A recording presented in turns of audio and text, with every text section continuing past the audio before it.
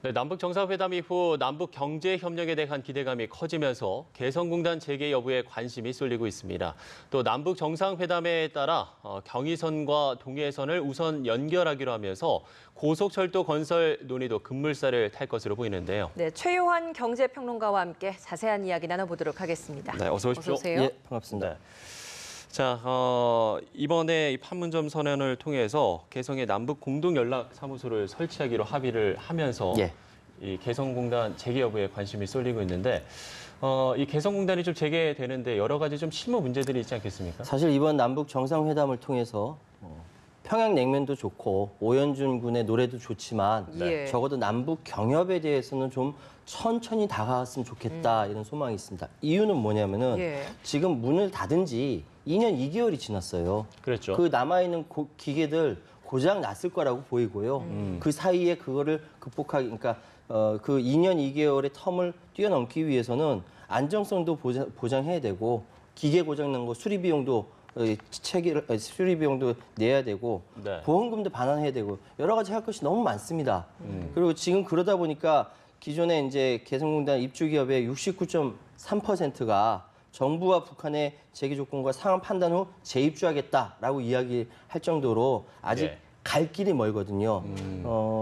생각 같아서는 좀 천천히 하자라는 말씀을 좀 드리고 싶네요. 예, 뭐 2년 2개월간의 공백을 메우기 위한 시간도 필요하겠습니다만 예. 사실 아직 국제사회 대북 제재가 풀리지 않은 상황이기 때문에 이 부분도 좀 해결이 돼야지 진전이 되는 부분 아니겠습니까? 그러니까 이제 남북 정상회담이 워낙 성공적으로 끝났다라고 이야기를 하다 보니까 예, 예. 당장이라도 무슨 길이 뚫리는 것처럼 이야기하는 사람들이 있는데 그렇지 않고요. 네. 아직까지 전 세계적인 대북 제재가 진행되고 있는 상황이고요. 예. 따라서 지금 상황은 첫 관문이라고 한다면은 지금 미국의 독자 제재라든지 전체 유엔의 대북 제재 이것이 풀려야 그리고 이것이 풀린다는 것은 북한이 비핵화라든지 여기 제재 완화까지 가야 그다음 뭐 풀리든지 말든지 하거든요. 예, 예. 그러니까 방금 말씀드린 것처럼 모든 문제는 앞부분에 지금 꽉 막혀 있는 거예요. 이게 딱 풀려야 고속도로 뚫리듯이 뚫리게 되는 거죠. 네, 그런 예. 대북 제재가 풀리려면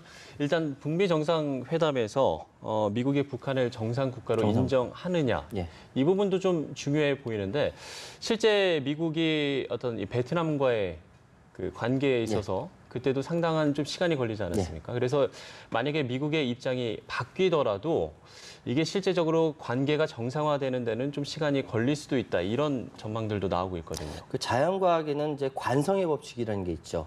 그러니까 이제 외부에서 힘이 가해지지 않는 한 그 물체는 그 자리에 그대로 유지하려는 것을 관성의 법칙이라고 합니다. 네. 뉴턴의 일법칙인데 이거는 지금 사회가 똑같이 적용된다고 말씀드리고 싶어요. 지금 말씀드리면 지금 이미 북한이 세계적인 대북 제재를 받고 있는 상황은 이미 정상 국가가 아니라고 미국을 비롯한 여러 나라에서 공격을 하고 있는 상황이고 꽉 막혀 있거든요. 이 꽉 막혀 있는 걸 뚫는다라는 것은 현재의 미국이 정상 국가다라고 인정할 뿐만 아니라 세계적인 합의가 있어야 되고 여기에서 외부에서 투자를 한다든지 같이 가자든지 협력을 하든지 이렇게 되어야 그나마 조금 움직일 수 있는 것입니다. 그렇기 때문에 지금 남북 간의 수뇌부가 서로 이렇게 그 커뮤니케이션을 통해서 서로 상봉을 하고 협력을 한다라 할지라도 네. 앞으로 넘어야 할 산들은 너무너무 많다.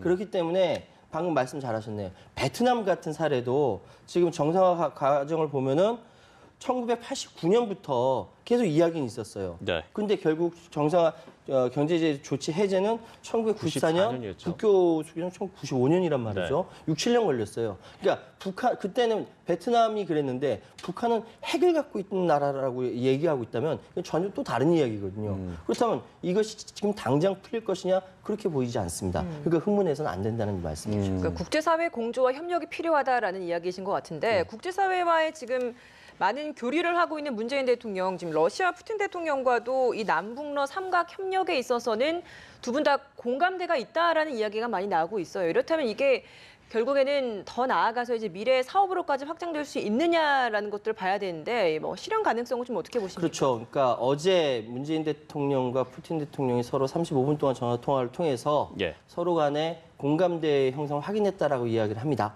네. 그런데 여기서 중요한 건 뭐냐면은 맨 처음 문재인 대통령이 내가 운전대에 앉겠다라고 했을 때 전 세계 모든 나라, 그럼 우리 내부에서조차 가능할까라고 했는데 운전대에 앉아서 여기까지 끌고 왔단 말이죠. 그러다 보니까 러시아란 나라가, 중국이란 나라가, 일본과 미국이란 나라가 문재인 대통령이 끌고 가는 이 한반도 평화론에 대해서 같이 탑승하자라고 이야기하는 거예요. 35분 동안 통화했다는 거 끝에 가서는 우리 러시아 월드컵 대회 때 멕시코랑 한국이랑 하니까 오셔서 구경하세요라고 푸틴 대통령이 문재인 대통령이 제안했지 않습니까? 네. 이건 뭐냐면 앞으로 한반도의 이 경제 지도가 어떻게 뻗어나갈지 모르지만 거기에 대해서 계속적으로 낚시질하고 있는 거예요. 거기에 대해서 문재인 대통령도 푸틴 대통령 러시아와의 경제 협력이 중요하기 때문에 네. 러시아 덕분에 우리가 이렇게 잘 됐습니다라고 덕담도 던졌고요. 그렇기 때문에 굉장히 러시아와의 관계는 잘 이루어지고 있다라고 말씀드릴 수 있는 네. 것이죠. 그리고 지금 알려져 있는 게 문재인 대통령이 김정은 위원장과 만났을 때 그 신경제 구상이라고 네. 하죠. 네. 이게 담긴 USB를 김정은 위원장에게 전달했다 네. 이렇게 알려지지 않았습니까? 그렇습니다. 여기서 말하는 그러면 이 신경제 구상 이건 어떤 건가요? 제가 이제 신경제 구상은 이제 인터넷 지도를 한번 봤거든요. 네. 우리나라가 이렇게 돼 있으면은 이 서해 황해를 중심으로 황해라고 해서 권역을 하나 설정하고요. 네. 또 동해를 중심으로 환동해라고 권역을 설치하고 네. 가운데 휴전선을 중심으로 해서 그러니까 전체적으로 H자가 되는 겁니다.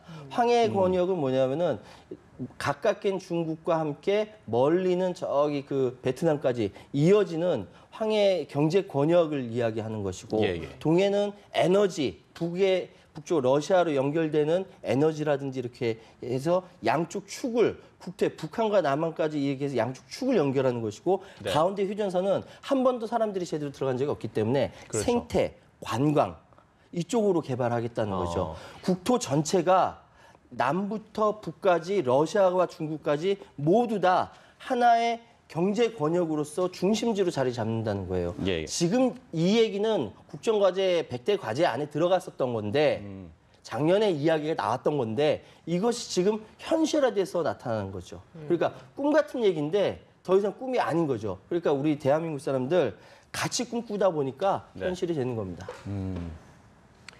네, 알겠습니다. 그 남북 정상이 이제 판문점 선언을 통해서 뭐 철도와 도로도 연결을 하겠다라는 이야기를 했습니다. 이렇다 네. 보면 이게 자연스럽게 중국, 러시아도 육로를 통해서 갈 수 있지 않겠느냐 이런 기대도 하게 되는데 저희가 관련 CG 화면도 있었습니다만 뭐 이렇게 된다라고 한다면 이 파급력 또한 굉장히 커지지 않겠습니까? 대한민국 경제는요, 사실상 섬나라형 경제였어요. 왜? 북이 막혔으니까. 그렇죠. 물류는 배로 나가야 되고 비행기로 날아가야 되는. 네. 유럽 가려면은 한 바퀴 삥 돌아서 가야 되거든요. 예. 섬나라형 경제에서 대륙형 경제로 바뀌는 겁니다.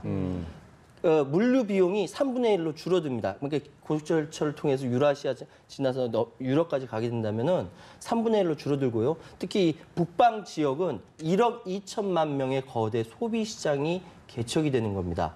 그러니까 그냥 남북 정상회담만 했는데 이런 이야기가 나온다라는 것은 네. 앞으로 많은 사람들이 어떤 아이디어를 내느냐에 따라서 미국도 투자하고 싶고 일본도 투자하고 싶고 러시아, 중국도 당연히 투자하고 싶어하는 신북방 경제 권역이 만들어지는 거거든요. 핵 때문에 가장 위험했던 경제 지역이 리스크가 사라지면서 전 세계에서 가장 큰 수요액에서 유럽과 나프타 그리고 세 번째로 큰 경제 권역이 네. 만들어진다. 꿈 같은 현실이 지금 나타나고 있네요. 예.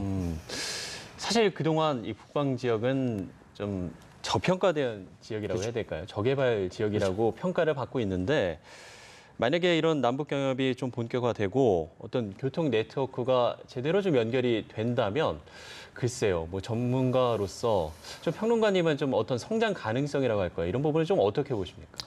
저는 이제 그 성장 가능성을 말씀드리기 전에 네. 과연 이것이 가능할 것인가 가능하지 않을 것인가부터 묻고 싶어요. 그런데 이거는 작년까지만 해도 전쟁이 난다, 외국인 나간다 이런 얘기가 나는 상황에서 완전히 극적으로 바뀌었거든요. 극적으로 바뀌었다라는 것은 다시 말씀드리면 더 이상 불가역적으로 갈 수 없는 단초를 만들었다라는 것이고 네. 결과는 물론 북미 정상회담을 통해서 결정이 나겠지만 네. 지금 상황은 한반도 남북 간의 통일의 문제가 아니라 통일되려면 아직 멀었다는 생각이 들고 경제적인 협력만 해도 어마어마한 가치로 성장할 수가 있다. 지금 이야기하는 것은 남이나 북이나 각각 경제 개발 계획들을 갖고 있거든요. 네. 그런데 그런 것들이 같이 합쳐지면서 동북아시아는 유럽연합과 북미 자유무역 협정에 이어서 세계에서 세 번째로 큰 시장이 만들어진다라는 것은 전 세계에서 투자하고 시키고 싶은 나라가 만들어진다라는 거예요. 경제 권역이 만들어진다는 거예요. 예. 그렇게 매력적인 곳이라고 한다면은 전 세계에서 가장 부강해질 수 있다라고 이야기 못할 거 없죠. 우리가 그렇게 할 수 있다니까요. 네, 뭐 다양한 경제 권역이 펼쳐질 수 있는 가능성에 대해서 저희가 지금 이야기를 해보고 있는데 사실 모든 기반이 이런 대륙 철도나 이런 도로가 연결되는 것들이 기반이 돼야지만 좀 더 큰 가능성이 있을 것 같은데 이런 철도나 대륙 도로를 연결하는 것만 해도 사실 시간이 좀 오래 걸리지 않겠습니까? 그렇죠. 근데 이제 경의선은 이미 2000년 6.15 그 공동선언으로부터 문상부터 개성까지는 그냥 연결돼 있어서 2007년 1년 동안은 그냥 정기 운영할 정도로 돼 있어요. 네. 근데 지금 문제는 그 김정은 그 위원장이 그때 이야기할 때 대통령이 오시면 저희 길이 불비해서 민망합니다라고 얘기했잖아요. 그렇죠. 그러니까 북한의 인프라는 제대로 갖춰져 있지 않은 것이죠. 그렇기 때문에 남한에서 북한으로 인프라 구축하는 사업이라든지 여러 가지 교류를 통해서 충분히 가능하다는 생각이 들고요. 네. 그렇게 된다면 제가 방금 그 그래픽을 통해서 봤듯이 러시아로부터 들어오는 천연가스라든지 이런 것들이 그대로 연결되면서 철도로 연결이 되고 그리고 에너지라든지 이런 것들이 자연스럽게 오고 가면서 길이 만들어진다는 것이죠. 그러면 지금까지 뭐라고 얘기하면 전대미문의 사건이 졌기 때문에 네. 이런 것들이 한 번도 되어지지 않은 길을 우리가 개척해 나간 거지 않습니까? 근데 이것이 벌어지고 있기 때문에 깜짝 놀랄 일이지만 이미 벌어진 사건이고 앞으로 나아갈 것이라고 좀 말씀드리고 싶습니다. 예, 평론가님이 말씀을 해주셨던 어떤 기대감 때문일까요? 최근 주식시장을 보면 남북 경협주 또 뭐 철도 관련주 이런 것들이 상당히 강세를 보이고 있지 않습니까? 예. 네, 이런 어떤 남북 관계 개선이 실제로 이런 기업들의 관련 종목들의 실적 개선에도 좀 이어질까요? 어떻게 보세요? 지금 남북 그 정상회담 이후에 특히나 그 증권회사가 굉장히 바빠졌어요. 네. 여기 예측 내느라고. 예. 지금 특히 남북 경협주, 그러니까 특히 사회 간접 자본 관련 SOC 관련주가 52주 신고가를 기록했어요.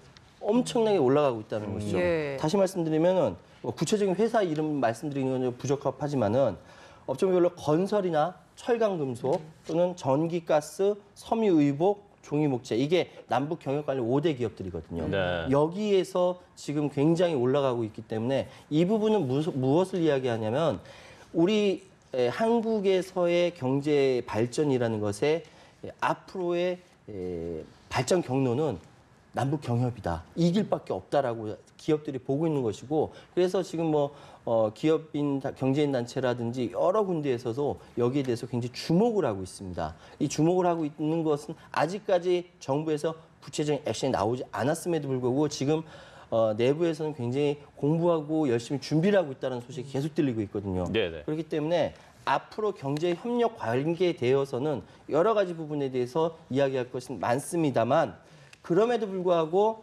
아직까지는 북미 정상회담 끝난 거 아니고 아직까지는 조금 좀 보수적으로 접근했으면 좋겠다. 마지막으로 이렇게 좀 말씀드리고 싶습니다. 네, 뭐 말씀처럼 좀 기대감과 우려가 동시에 공존하고 있는데 뭐 슬기롭게 이런 남북 경제 협력을 좀 잘 준비할 필요성이 있어 보입니다. 예. 네, 최요한 경제평론가와 함께 이야기 나눠봤습니다. 오늘 말씀 고맙습니다. 네, 감사합니다.